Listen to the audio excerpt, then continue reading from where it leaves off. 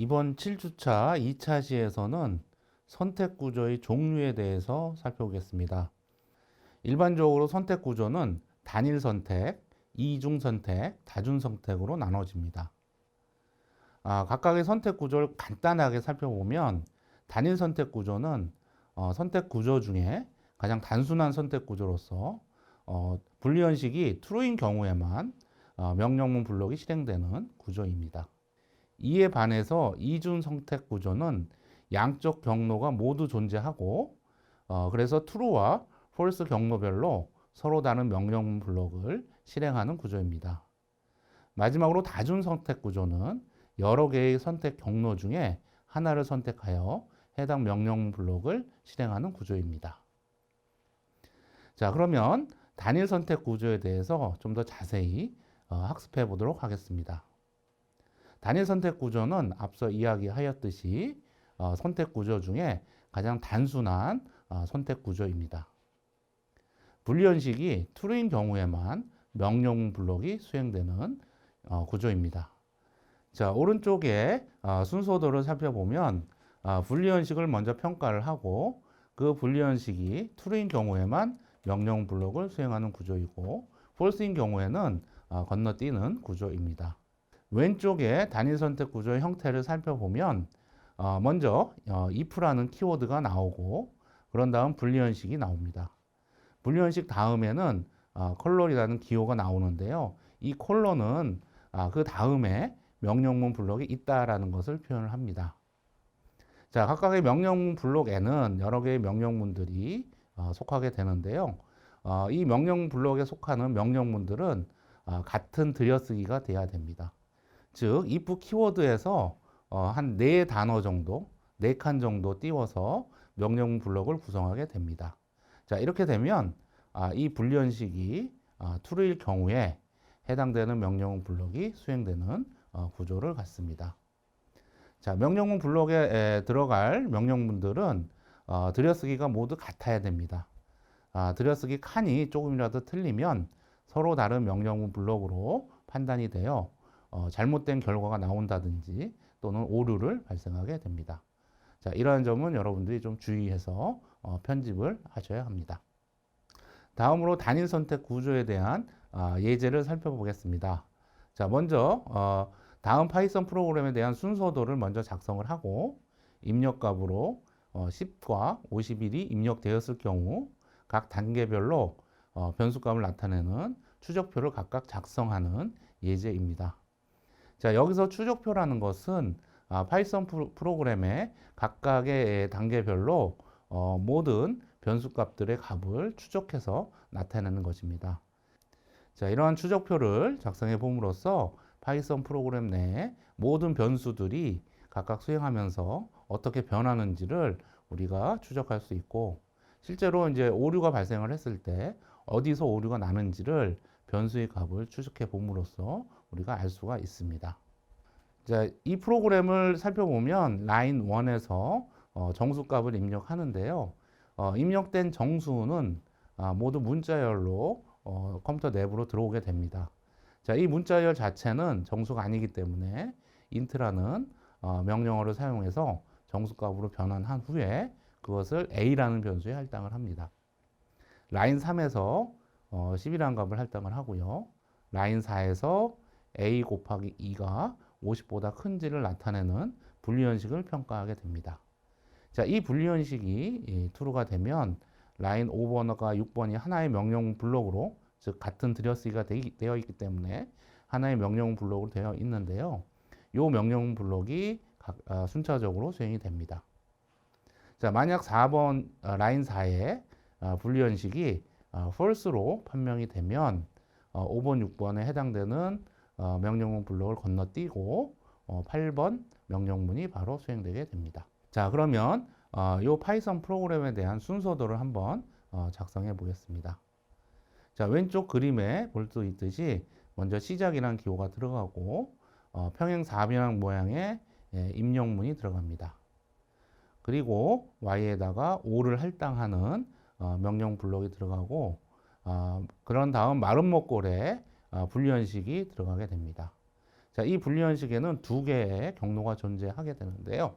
하나는 true, 하나는 false인데요. true의 경우에는 a를 a 곱하기 5 값을 할당하는 명령문과 a 곱하기 6 값을 y에 할당하는 명령문이 들어가게 됩니다. false일 경우에는 그냥 건너뛰고요. 자, 그래서 이제 마지막에 이제 출력을 해서 a하고 y 변수를 출력을 하고 그 다음에 종료하게 됩니다. 자, 이 구조를 살펴보면 분류 형식 양쪽에 true, false가 존재하지만 true인 경우에만 명령 블록이 수행되기 때문에 단일 선택 구조를 갖고 있음을 알 수 있습니다. 자, 그러면 입력값이 10일 경우에 추적표를 한번 살펴보겠습니다. 먼저 첫 번째 단계에서 값 10을 입력하는 명령문이 수행이 되고요. 자, 이 명령문이 수행이 되면 a라는 변수에는 10이라는 값이 들어가게 되고 y라는 변수는 아직 비어 있습니다.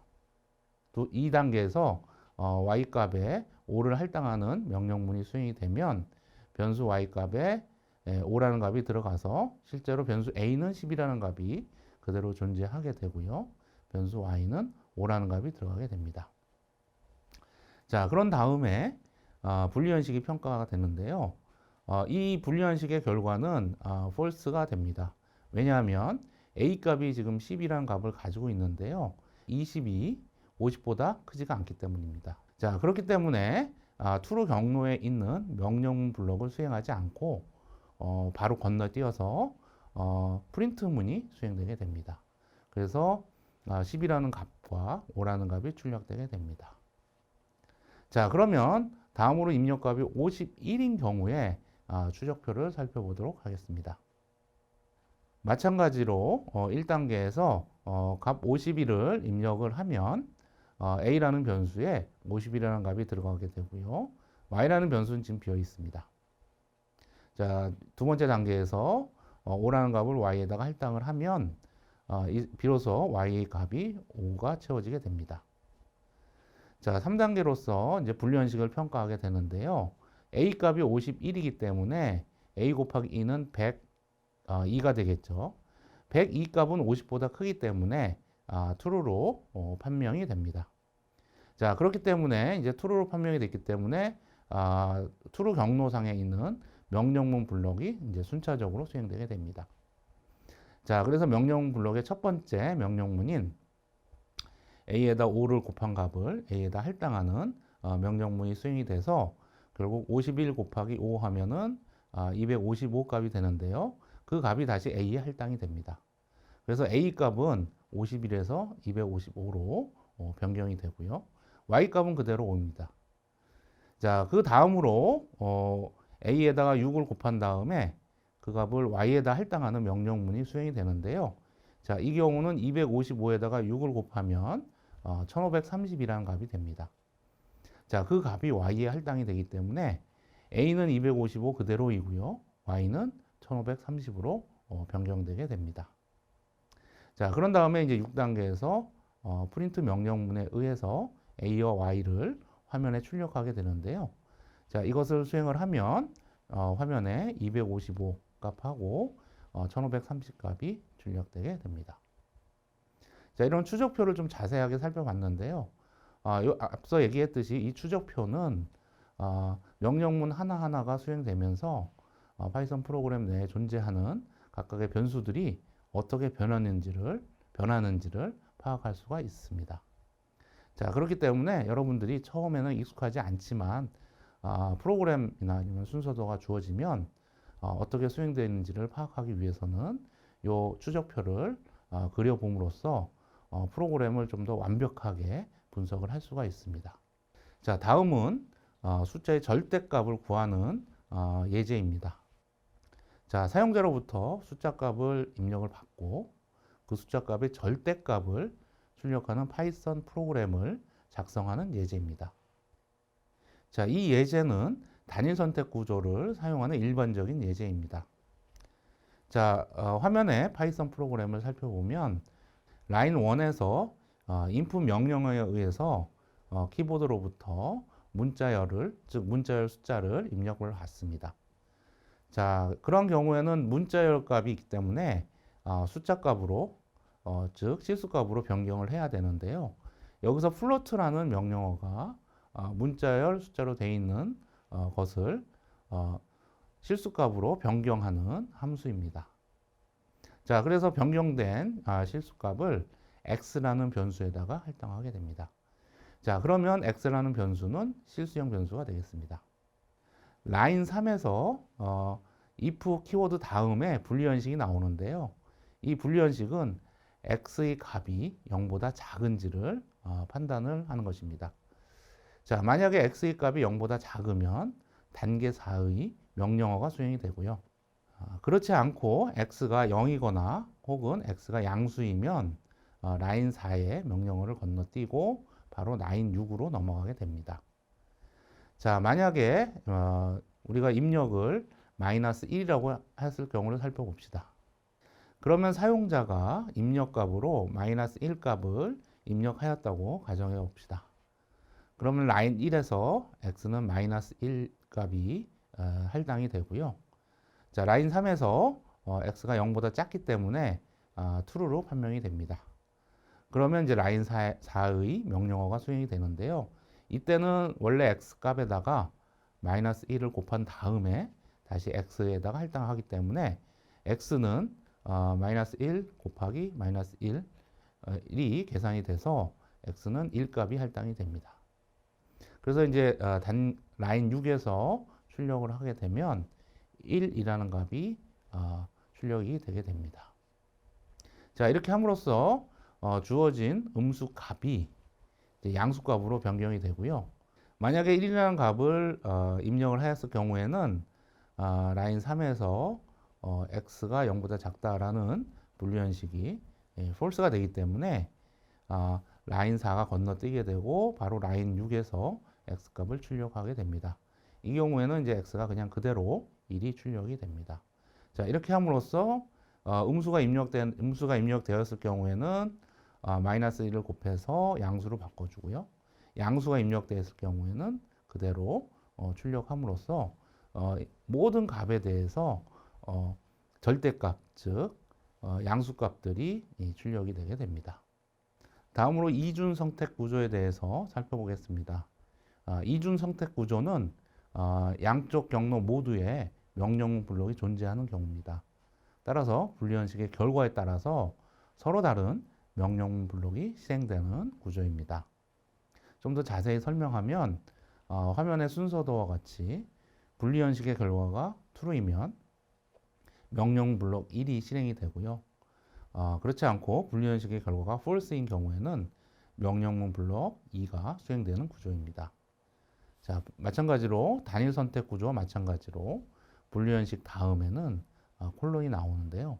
이 콜론 다음에는 무언가 명령문 블록이 있다라고 표시를 하는 것입니다.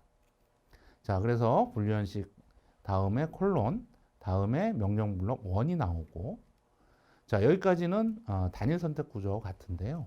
이준 선택 구조는 명령 블록 1 다음에 else라는 키워드가 나오고, 그 다음에 콜론이라는 기호가 나옵니다.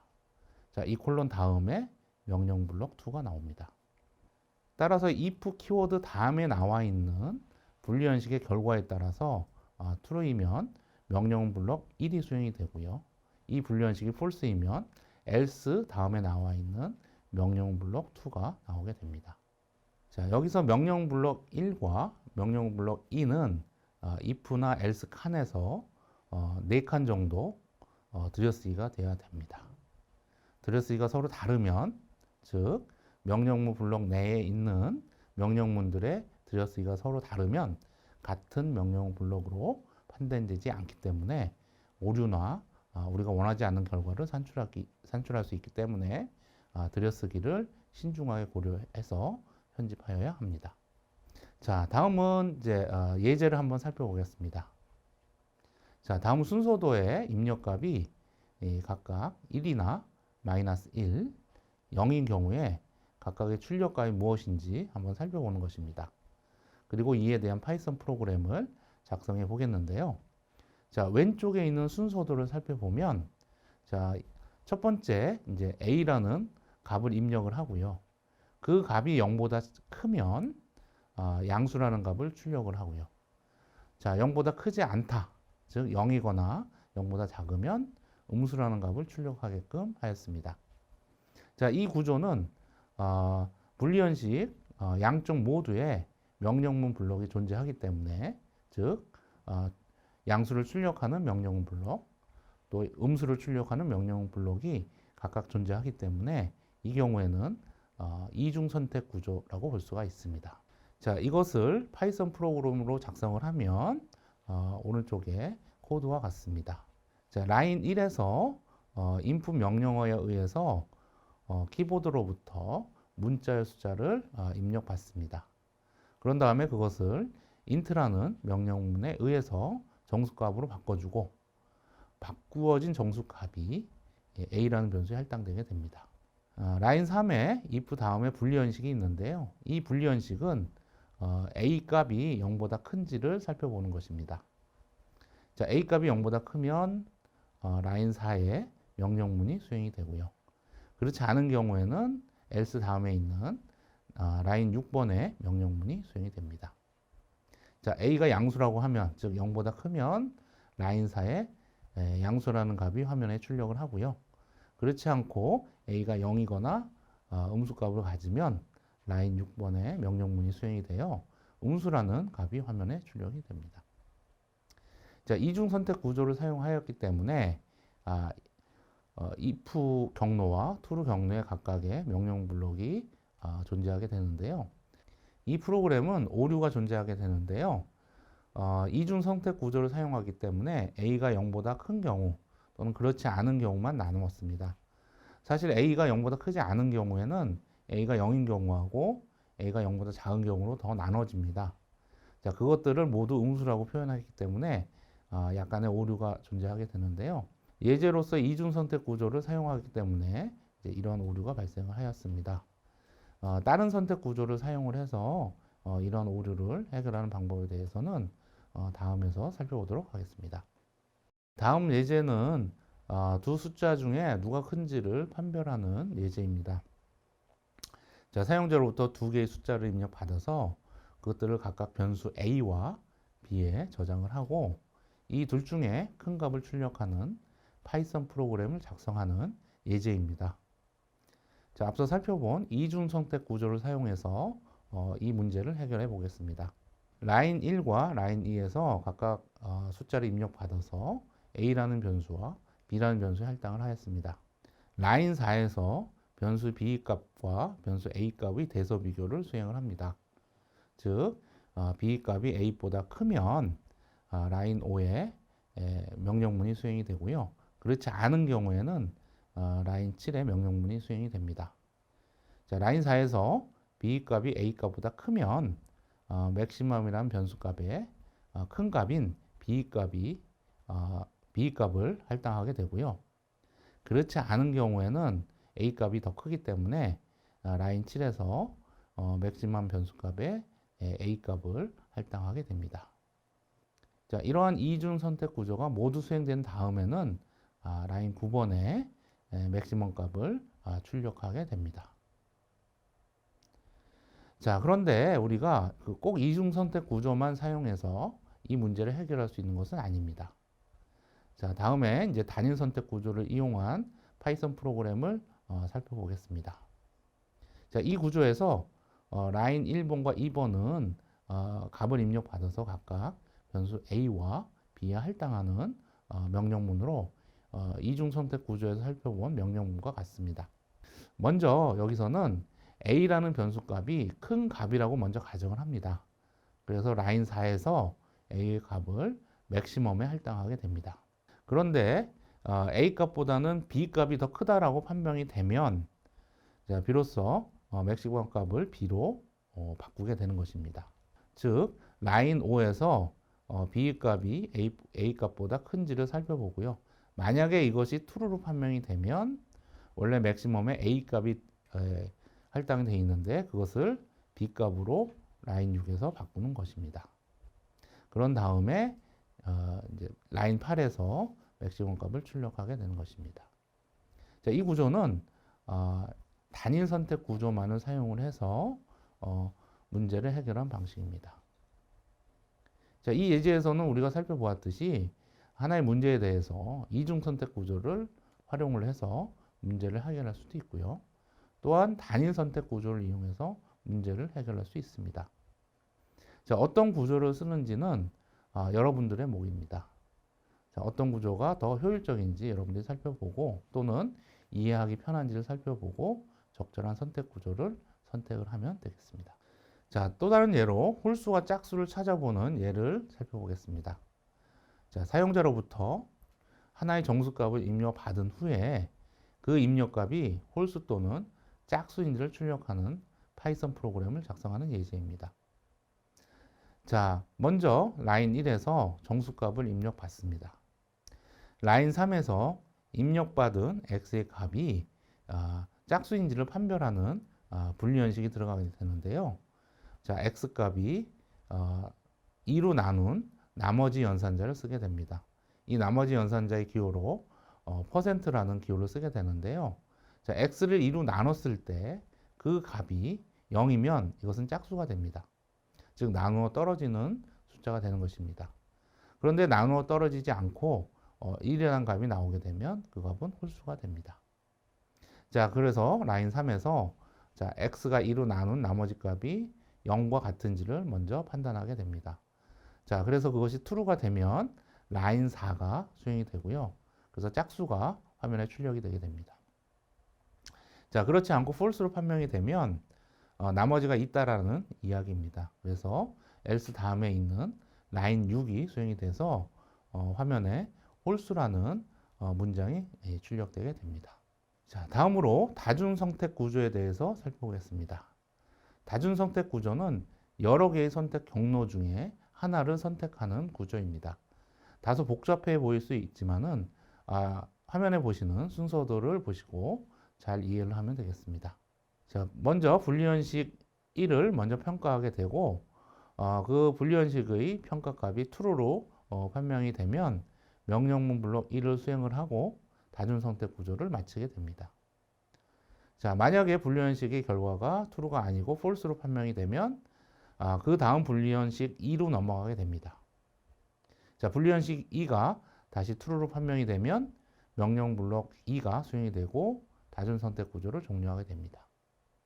만일 또 그렇지 않고 분리현식 2가 false로 판명이 되면 그 다음 분리현식인 분리현식 3을 평가하게 됩니다. 자, 이러한 과정이 분리현식 n까지 반복되게 됩니다.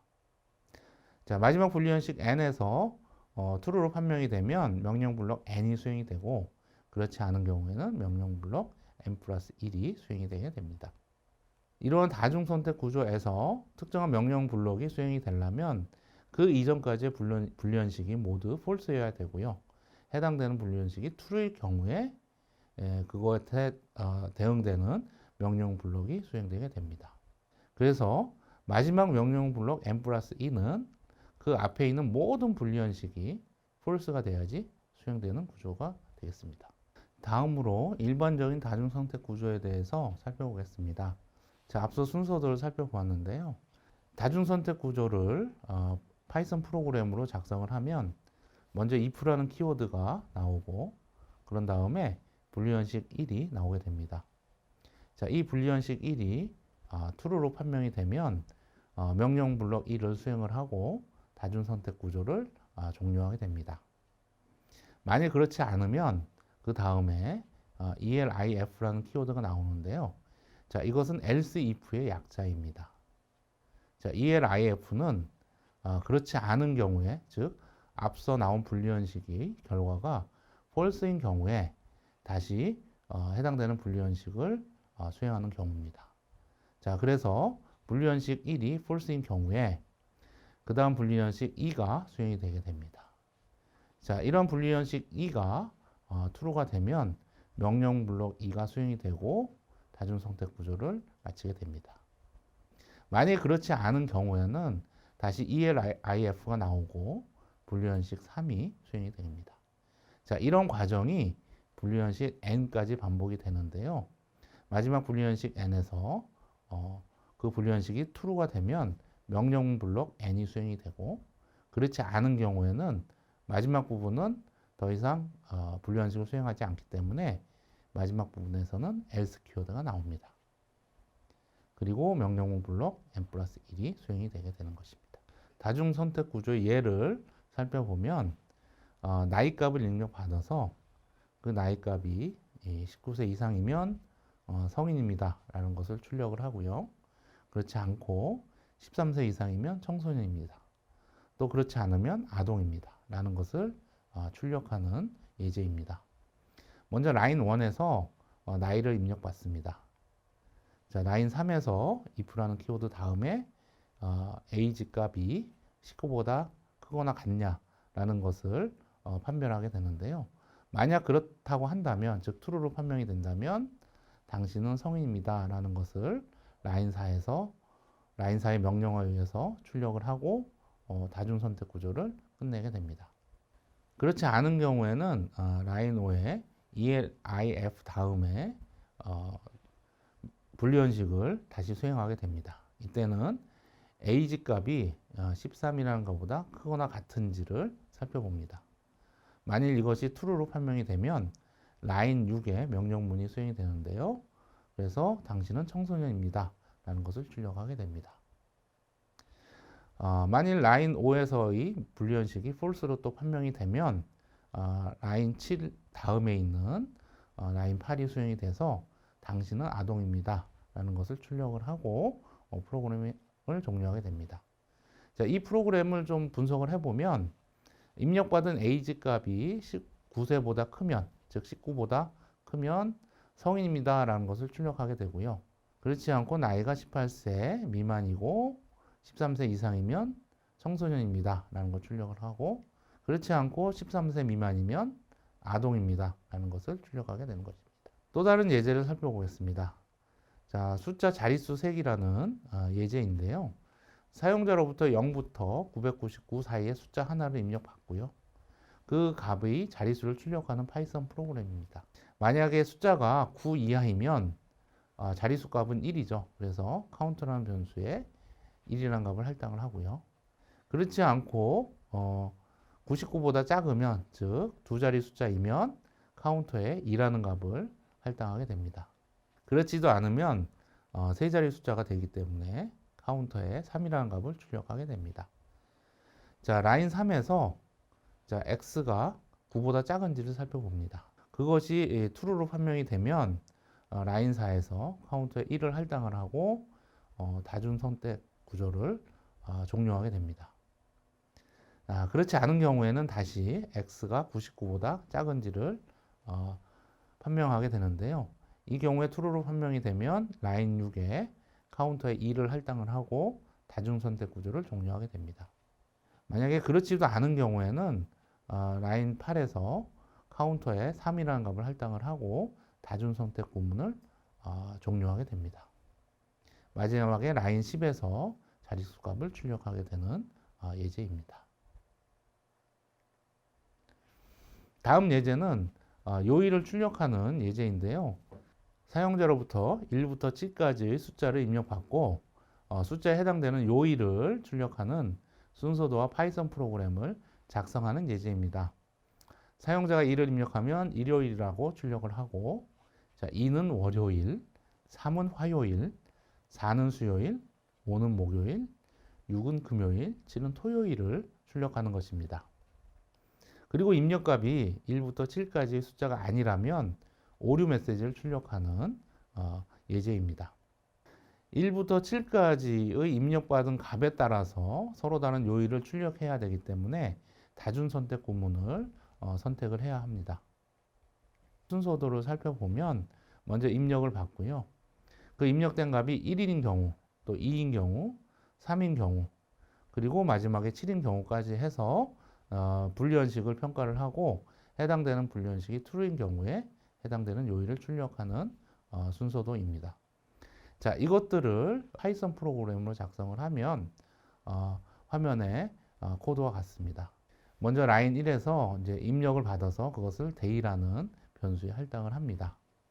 자, 라인 3에서 먼저 1인지 판별을 하고, 자, 그렇다면 일요일을 출력하고, 그렇지 않은 경우에는 라인 5로 가서 다시 그 day라는 값이 2인지를 판별을 합니다. 자, 만일 그렇다면 월요일을 출력하고 그렇지 않다면 라인 7로 가서 다시 데이가 3인지를 판단을 하게 됩니다. 자, 이런 식으로 쭉 검사를 해서 라인 15에 데이가 7이라는 값인지를 판단을 하게 됩니다. 만약 7이라고 판단이 되면 라인 16에서 토요일을 출력을 하고 만약 그렇지도 않다라고 하면 라인 18에서 부적절한 숫자입니다를 출력하게 됩니다. 자, 라인 18에 부적절한 숫자라고 출력하게 된다는 것은 라인 3번, 라인 5번, 7번 모든 분류현식이 false인 경우입니다. 자, 모든 분류현식이 false이기 때문에 1에서 7이라는 숫자가 아니라는 얘기죠. 그래서 라인 18에서 부적절한 숫자가 출력되게 되는 것입니다. 이상으로 7주차 2차 시 선택구조의 종류에 대해서 살펴보았습니다. 이번 주차에서는 단일 선택구조, 이중 선택구조, 다중 선택구조의 어떤 형태와 다양한 예제에 대해서 살펴보았습니다. 수강생 여러분들은 이들 구조에 대해서 추적표나 순서도를 그려보고 또한 파이썬 프로그램으로 직접 코딩해보고 결과를 확인해봄으로써 이들 구조의 형태를 이해하고 살펴보면 좋겠습니다.